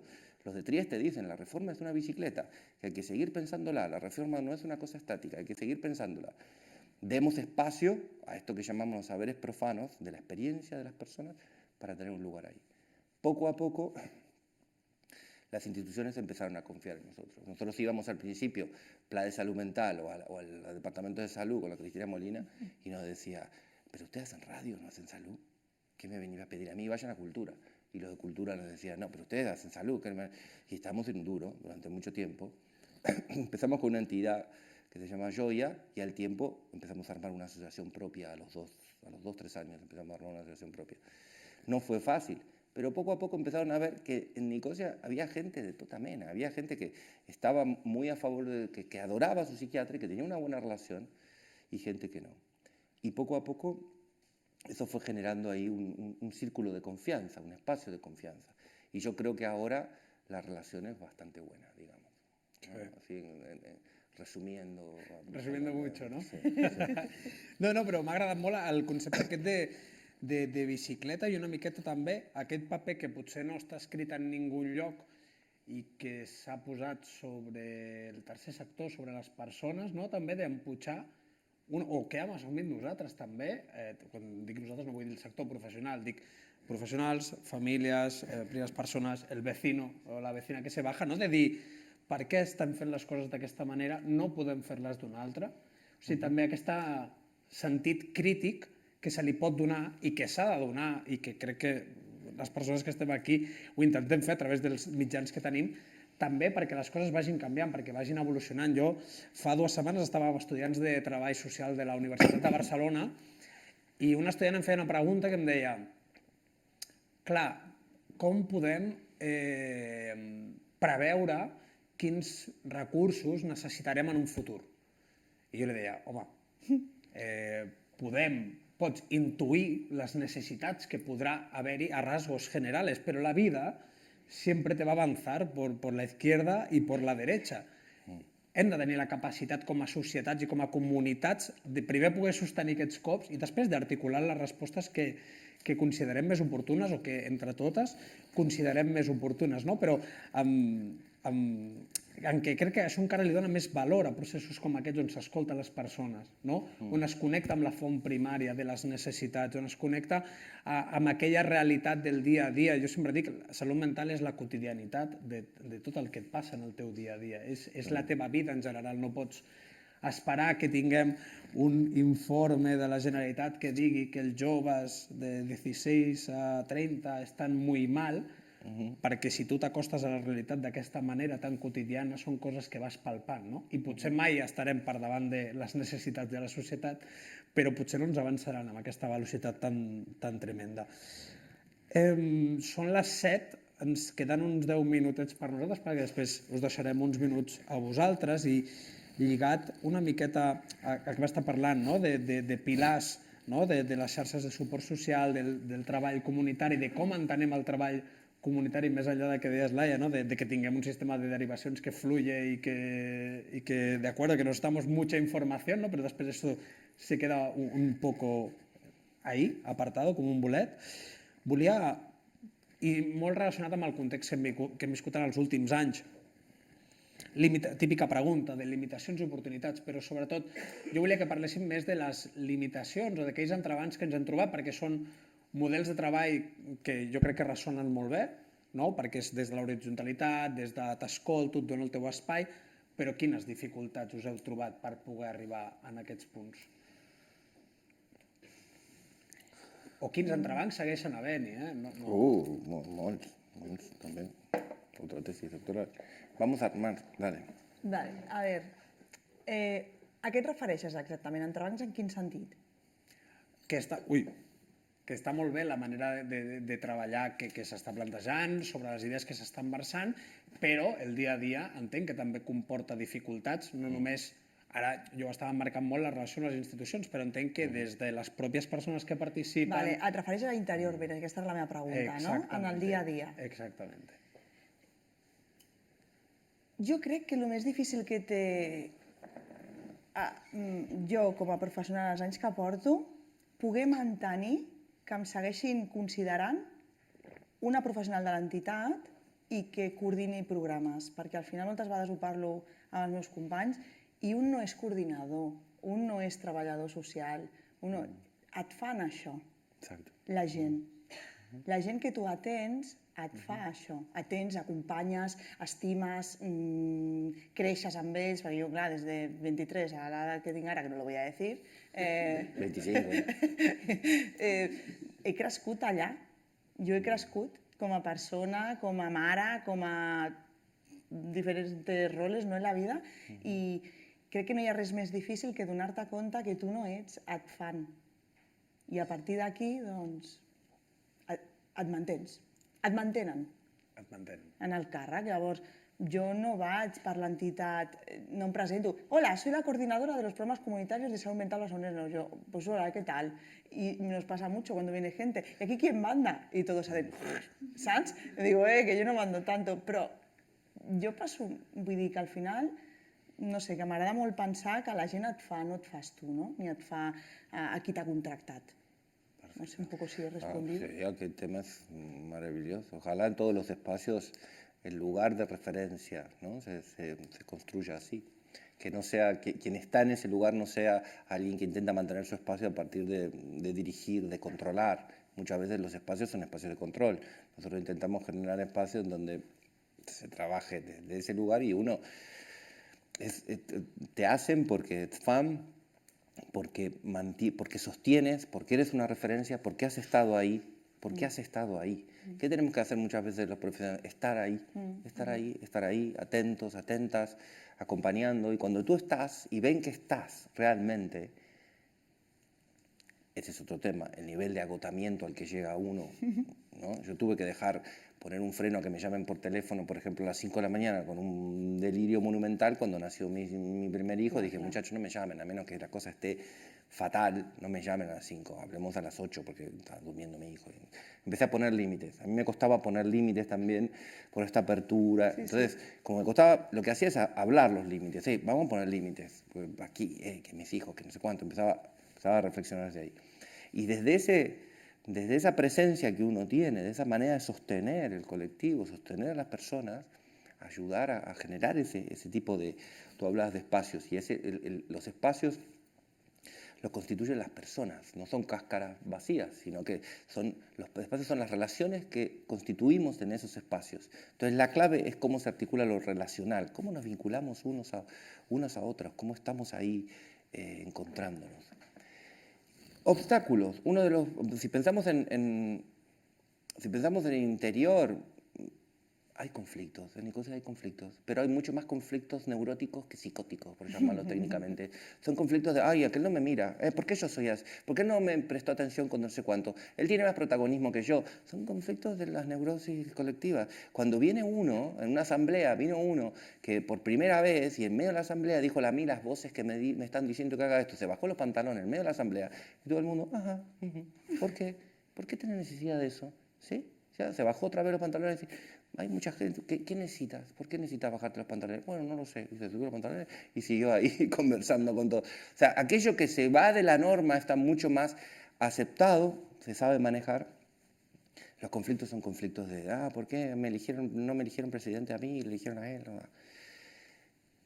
Quizás una de las mayores dificultades, y este es un terrenazo, un súper terreno para hablar, tiene que ver con cómo evitar que la burocracia y la gestión invada la cotidianidad de las prácticas. Porque, y eso lo venimos diciendo, lo viene diciendo Paulo Amarante, desde Basaglia lo venían diciendo, Tosquelias lo venía diciendo, todo el mundo venía diciendo, paremos con que la gestión, la burocracia, las categorías, ¿no? Es decir, estén invadiendo nuestra práctica cotidiana, porque tienes que rellenar informes, porque tienes que... Sí, a veces, y que se entiende en un punto, porque tú estás trabajando con presupuesto, que es dinero público, que va para personas con problemas de salud mental, etcétera, etcétera. Ok, en el club social tenemos que hacer las fichas. Nicosia tiene un club social, hay que hacer las fichas. Pero ¿cómo se construyen esas fichas? Pues nos vamos a un café con María o con Juan y vamos a charlar. Che, tenemos que hacer esta ficha. Sobre qué te interesa, por qué estás aquí, qué te gustaría hacer en un futuro, cómo lo hacemos. Están preguntando el diagnóstico. Le ponemos el diagnóstico o le decimos no especificado. ¿Qué quieres que pongamos aquí? Lo tenemos que poner quizás porque si no, no está legitimado que tú estás en el club, bla, bla, bla, bla. Pero ¿cómo dialogamos todo eso? ¿No? Entonces, trabajar en este tipo de espacios que son un poco más flexibles, porosos, abiertos, cuando tenemos esa burocracia de la gestión que viene como una aplanadora, que es definida muchas veces por personas que no tienen ni idea de salud mental, que no saben nada de lo que estás trabajando, simplemente generan protocolos de no sé qué. ¿No? Hay, algunos sí, algunas veces sí, pero hay veces que el problema está, Toskelius, que ahora está bueno que se reconozca de nuevo Toskelius, cuando desarrolla toda la idea de la psicoterapia institucional, dice, es que tenemos que darle vuelta a la cosa. O sea, el tema no es cómo tratamos a las personas, no son las personas, sino primero tenemos que revisar la propia institución, tenemos que hacer una psicoterapia de la propia institución que está generando una cronificación, está generando muchísimo dolor. Lo primero que decían en la reforma psiquiátrica, aquí, en Brasil, en todos lugares, decían, en Italia, decía, tenemos que desinstitucionalizar a los profesionales. Los profesionales tienen que salir de ser institución y decir, ¿para quién trabajas? Ese es otro tema, ¿no? Trabajamos para las personas. Entonces, a los profesionales nos obliga a un juego un poco que nos divide, esquizofrénico. Utilizando el adjetivo, nos psicotiza, porque decimos, bueno, tenemos que presentar aquí proyectos que tienen, sí, con trastorno mental severo, trabajamos con personas con trastorno mental severo, que no sé cuánto, pero nosotros en el día a día no trabajamos con personas con trastorno mental severo, en el sentido relacional. Claro. No nos interesa eso. Justamente ahí está la potencia. Nosotros decimos, tanto los espacios de Nicosia como la red sin gravedad, es como la PA. Hay una alumna mía del máster en antropología médica que hizo su trabajo sobre la PA, la plataforma antidesahucios, y siguió a personas que tenían diagnóstico de depresión, que solamente iban al SESMA, a personas que iban al SESMA y a la PA. Y aquellos que iban a la PA, la plataforma antidesahucios, tenían un pronóstico de recuperación del 70% mayor que aquellos que solamente se quedaban con el SESMA. ¿Por qué? Porque politizaban el sufrimiento, porque hablaban con otros, dialogaban, es decir, esto que me pasa también les ha pasado a otros, y no se quedaban en su casa solos tomando antidepresivos, mirando televisión y culpándose de haber tenido un maltrato con los bancos. Es decir, y Nicosia decimos, no es una radioterapéutica, pero justamente por no ser una radioterapéutica, tiene consecuencias terapéuticas. Claro que asumimos una consecuencia terapéutica justamente porque las personas no están ahí en tanto enfermos mentales haciendo terapia a través de la radio. No, son personas que han pasado determinadas experiencias, que están intentando comunicar lo que les ha pasado y están intentando transformar las condiciones sociales que los siguen oprimiendo de alguna manera cuando los siguen nombrando desde ese lugar. Transformar la mirada social, poner en circulación un otro relato sobre el sufrimiento psíquico, no solamente el relato, si yo te hago un relato de una persona, de tal persona, esquizofrénica, paranoide, con trastorno bipolar, con no sé cuánto, antecedentes familiares, no sé cuánto, te pongo un informe clínico y después te cuento la historia de Dulós y de dónde viene y qué fue lo que le pasó en la vida, vas a entender y te vas a acercar mucho más a la persona que si yo te digo, no, te presento a Dulós que le ha pasado mal y ha pasado tal cosa, que si te presento a Dulós que es una esquizofrénica paranoide y que no sé cuánto. La categoría separa a la gente de las personas, ¿no? Entonces, ¿cómo recuperar esa dimensión de la narrativa de las personas, no? De la experiencia, de la vida de las personas? Recuperar, i suposo que podríem marcar-ho també, trobar aquest equilibri, no? De que per una banda hi ha aquesta tensió burocràtica, administrativa, que s'ha de passar a parlar-ho, no? Moltes vegades, i a la vegada com emputxem, no? O com generem aquests espais que són més oberts, més col·lectius, més informals, no? Més del dia a dia de la gent i de la comunitat que no tant de les administracions, no? Bé, jo crec que estaríem molta més estona parlant sobre diversos conceptes, no? I jo crec que també hem obert alguns temes que podrien tenir un cicle aquí al Palau Macaya propi, però ara, bueno, en primer lloc, agrair-vos moltíssim, Martín i Laia, les vostres intervencions i aportar la vostra experiència, que espero que el públic que esteu aquí us hagi donat cosetes per pensar.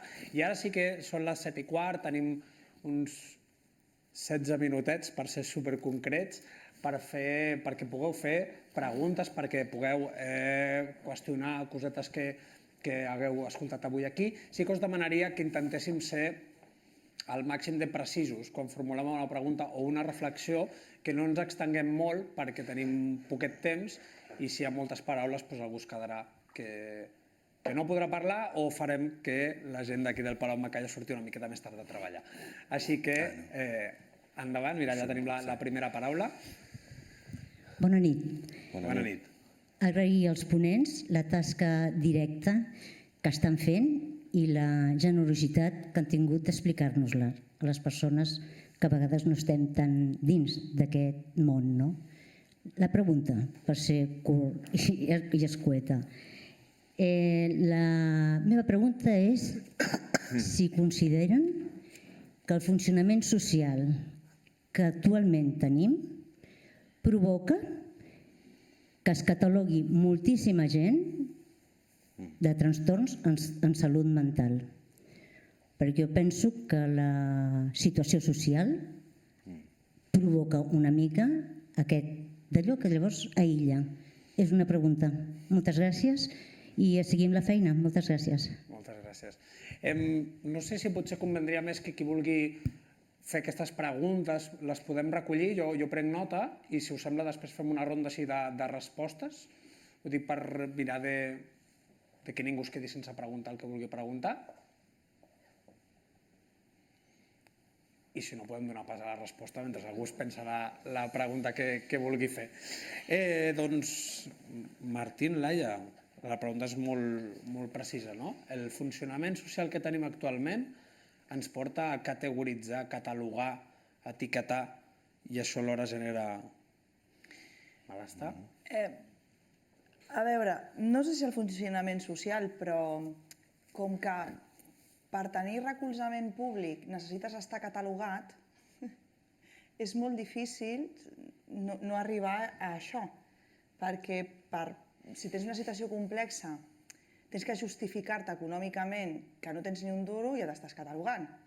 Si per tramitar la targeta rosa i no tens 65 anys o 60 també tens que tenir discapacitat, doncs també t'has de catalogar. Si tens un malestar i necessites no només poder expressar-te com estàs, si necessites algun suport de medicament, també t'has de categoritzar amb algun tipus de diagnòstic perquè pugui acompanyar això al sentit que t'estàs prenent una medicació. Qualsevol cosa que et passa, sí, jo crec que sí. O sigui, la vida et porta, al final, a identificar coses i posar-los nom. Normalment, per accedir a beneficis o a una justícia social, desgraciadament has de posar una categoria que et pot no agradar. No sé ben bé si he sapigut respondre. Pero ¿cómo evitar que esas categorías Aquí estaría el tema, potser, ¿no? invadan tu vida? ¿Cómo que tú no eres eso? Sino que en ese momento, por ejemplo, hay personas que sí, que les viene bien el diagnóstico y dicen, yo el diagnóstico lo uso porque me sirve para conseguir una pensión, conseguir un piso asistido, etcétera, etcétera. Pero ese diagnóstico a la vez invade desde un lugar identitario a la persona. Entonces, ¿cómo poder poner el foco en trabajar? Y eso se puede trabajar mucho, por ejemplo, en los mismos profesionales. Tú no eres eso. Esa es una etiqueta que sirve para clasificar tus necesidades, en todo caso, en relación al Estado. Pero eso no tiene nada que ver con lo que tú eres como sujeto. Sí, yo me refería a que la situación global provoca eso. Sí. Nuestra actividad profesional o nuestra manera de trabajar o los valores que tú trabajas dentro del espacio donde tú tengas es lo que no podemos permitir. Claro. Es lo que en nuestro espacio es lo que nos hace olvidar aquello. Nuestro trabajo sería hacer olvidar aquello. Sí, sí, Pero el olvidar trabajar por hacer simplemente, el olvidar eso. desconectar. Salir Sí, yo de quería ahí. hacer una descripción de que es una Sí. putada el mundo en el que vivimos porque eso es inevitable.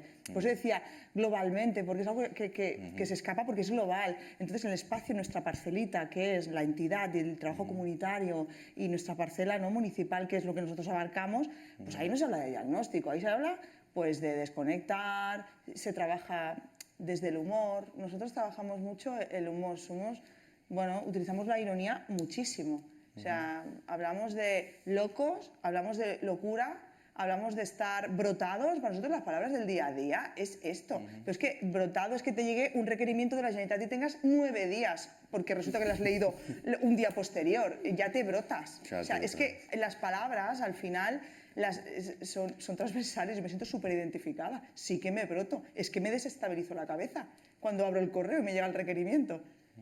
Pero bueno, la cosa, nosotros nuestra función o como intentamos es desconectar.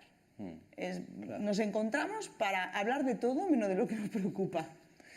Claro, eso debería ser, ¿no?, como un eje permanente, ¿no?, como desconectar de esas categorías que en un momento son necesarias para algunas cosas. Sí. Y al mismo tiempo, vivimos en una sociedad que tiene mucha dificultad para encontrarse con lo complejo. Y todo necesita ser reducido a categorías que justamente lo que hacen es reducir las cosas. Reducen, esto es esto.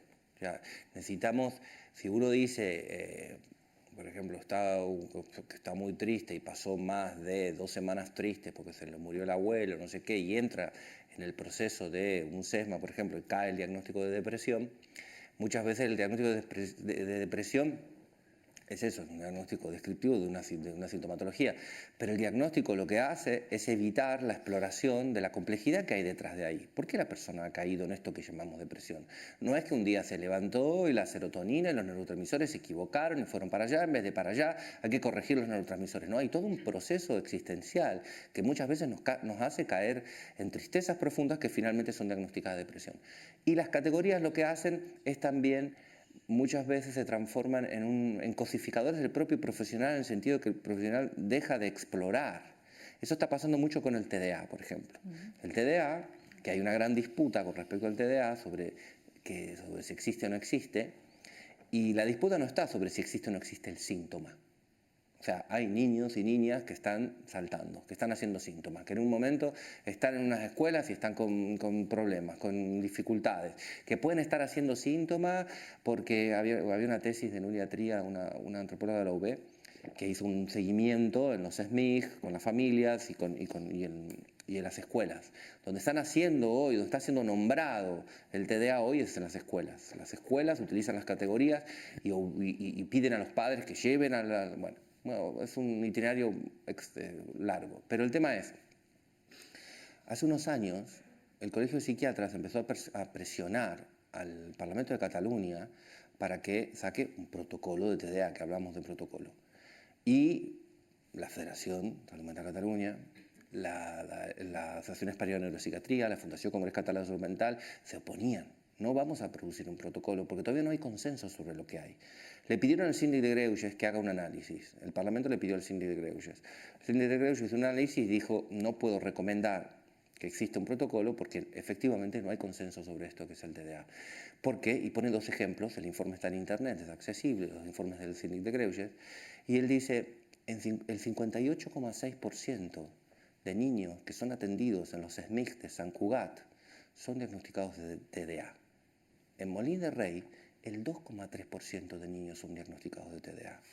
Esto nos puede llevar a varias conclusiones, o que hay algo en el agua de Sant Cugat que está produciendo una alteración de nuestros niños, o que las presiones sociales de la sociedad neoburguesa de Sant Cugat hace que los niños se sienten más presionados y la sociedad más obrera de Molins de Rei tiene otras redes, o que el posicionamiento del equipo médico de Sant Cugat está interpretando esa sintomatología desde un lugar único, categoría cerrada. Y el problema de tener la categoría cerrada es que te impide y evita la exploración, porque la categoría ¿a qué va asociada? Ya no exploras más. Lo que tienes es un TDA. ¿Qué hay que hacerle? Ritalina, Concerta. Vamos a embobar al niño y volverlo a la escuela, porque tiene que volver, hay que dejarlo tranquilito. Quien no diagnostica, explora. abre un campo. ¿Qué le puede estar pasando a este niño? Estará con bullying, tendrá una situación de bullying que no puede hablar. Estará pasando que los padres se quieren separar, duermen en habitaciones separadas y eso no es comunicado y el niño no tiene palabras para poder decir lo que le está pasando y cuando no tenemos palabras hacemos síntomas, mayores, adultos, niños, todos, hacemos síntomas. ¿Qué estará pasando ahí? ¿Viviremos en una sociedad TDA, como dice Byung-Chul Han, el filósofo coreano-alemán? Vivimos en una sociedad TDA. No soportamos el relato más largo que TikTok. Los adolescentes no soportan algo más largo que el TikTok. Fragmento, todo hiperfragmentado. La sociedad es TDA, dice Byung-Chul Han. Y después vivimos en una sociedad hiperfragmentada, alterada, y depositamos a nuestros niños en un sistema educativo del siglo XIX y le pedimos que se queden ahí tranquilitos. Otro elemento que entra en juego y que hay que explorar. Es múltiple, hay muchas variables para explorar frente a un síntoma. Si tú lo capturas con TDA, ya no hay nada que explorar. Es culpa del niño y sus neurotransmisores. Hay que medicarlo y de vuelta a la escuela. Se responsabiliza y se individualiza. El problema de las categorías es que se está individualizando a las personas y responsabilizando de sus propias problemáticas cuando muchas problemáticas tienen una multiplicidad de variables que atraviesan eso y que nos tenemos que responsabilizar muchas veces como sociedad. Y ahí entramos, podemos empezar a hablar del capitalismo. Capitalismo, la presión, el rendimiento, sociedad del rendimiento. Necesitamos rendir. Alguien se quiebra, medicación y de adentro de nuevo, medicación y adentro. Si es muy complejo, no, mucho tiempo. Psicoanálisis, ¿para qué? Que la vida parece como un tren que se está escapando todo el rato. Se escapa. Y todo el mundo tiene que estar arriba del tren porque si no... Y por eso la medicación es tan funcional al capitalismo. Es perfecta la medicación. Todo el mundo, estás un poquito mal, no importa, te enderezamos. De nuevo aquí. Y nadie resuelve los problemas. Porque la medicación no te resuelve ningún problema. La medicación te para un síntoma y ya está. Pero el síntoma, una fiebre, habla de una infección. Vamos a la infección. Podemos parar la fiebre, podemos parar el síntoma. Estoy de acuerdo. La medicación para parar el síntoma. Pero es un punto de partida para tratar de ver qué es lo que pasa ahí atrás. Totalment, així que una miqueta com a conclusió, el problema no és tant les etiquetes, no és tant el què, sinó el com s'aplica, quin espai se li dona i com ho utilitzem o com s'utilitza des de lo professional, lo familiar, la primera persona, des de la societat en la que vivim i com m'apuntava la Laia, ja no només en salut mental, sinó en qualsevol àmbit de la nostra vida. Tenim espai per una pregunteta més, si algú està animat o animada. Aquí tenim una paraula, Enriqueta.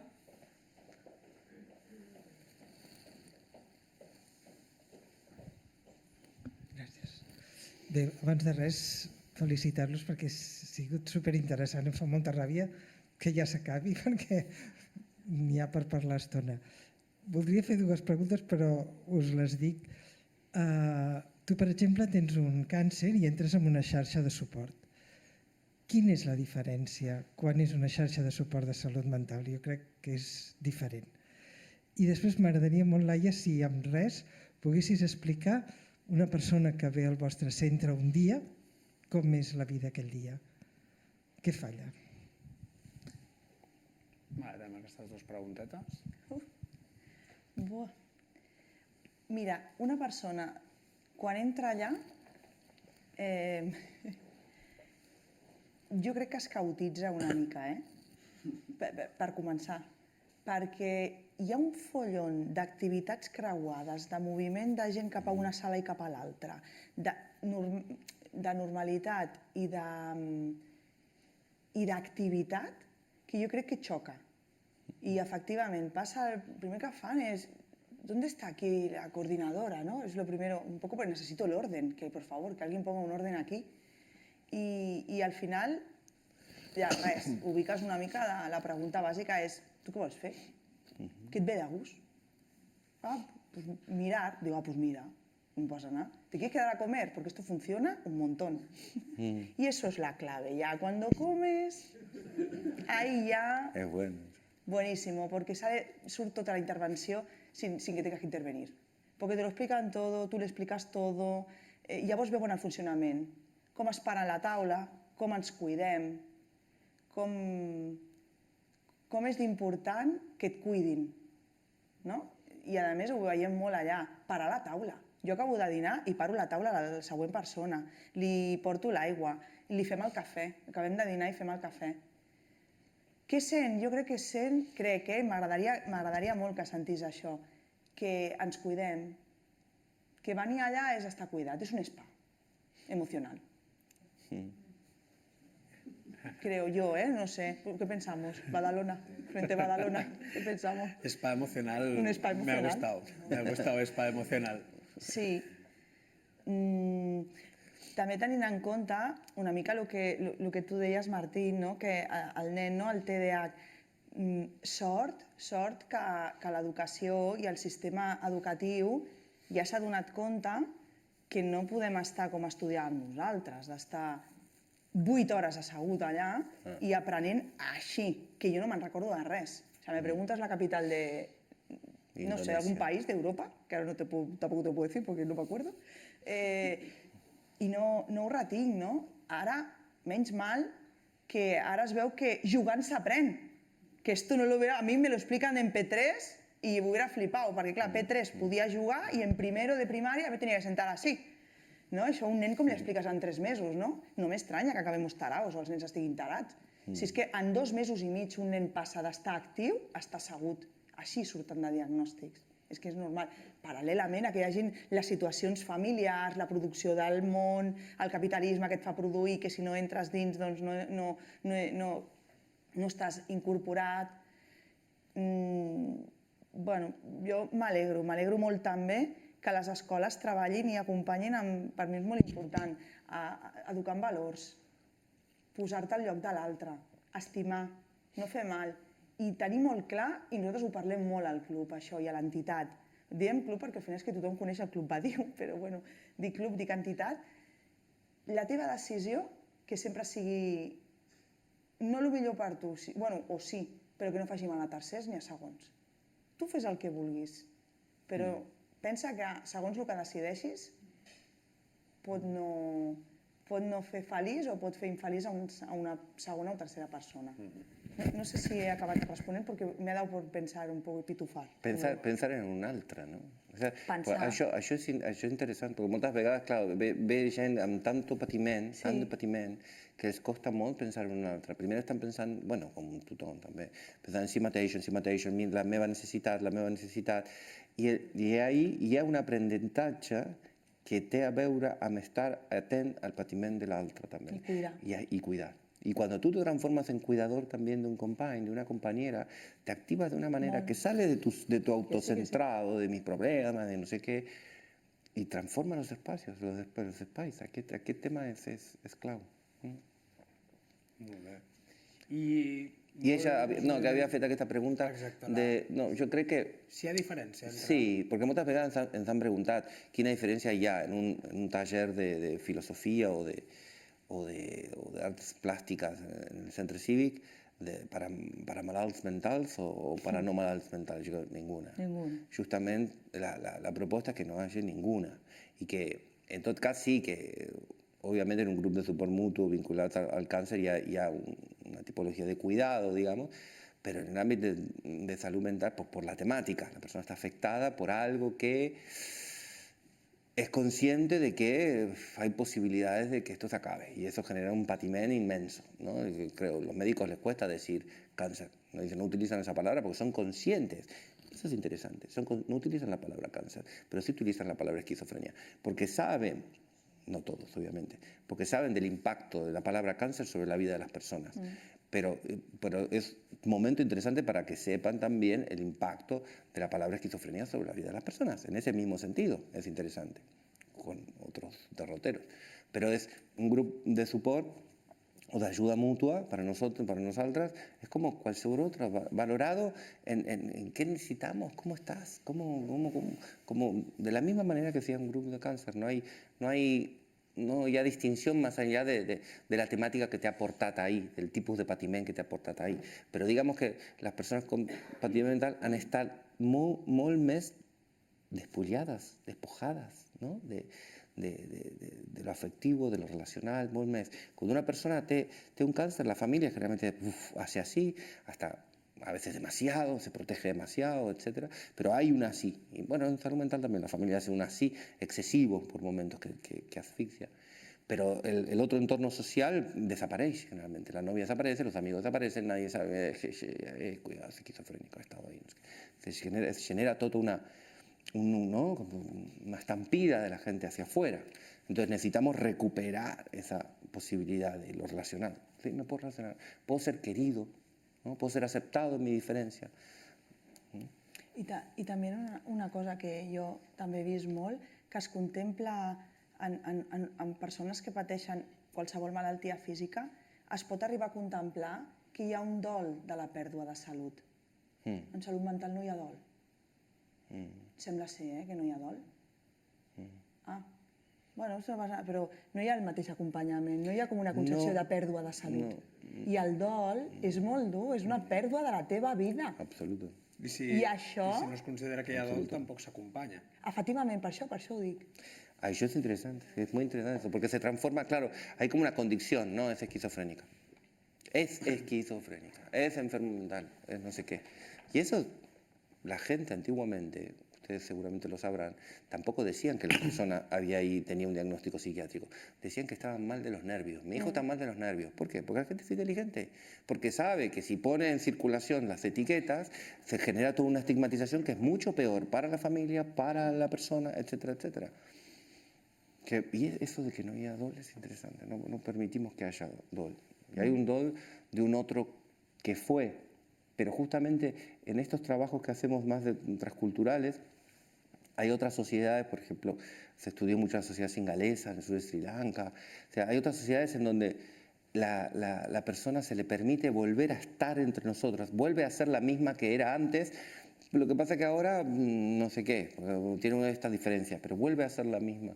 Hay mucho más acogida social. Cuanto más acogida social haya de cómo la persona viene, mayor pronóstico de recuperación hay. Eso está súper estudiado. Entonces depende sobre todo de la acogida social, la recuperación de las personas. ¿No? Esto no quiere decir que la medicación no haga su papel, que las otras cosas hagan su papel, ¿no? Pero eso va más a lo sintomático, no a lo sintomatológico. Nosotros estamos hablando hoy de esta dimensión social que tiene que ver con la acogida. Molt bé.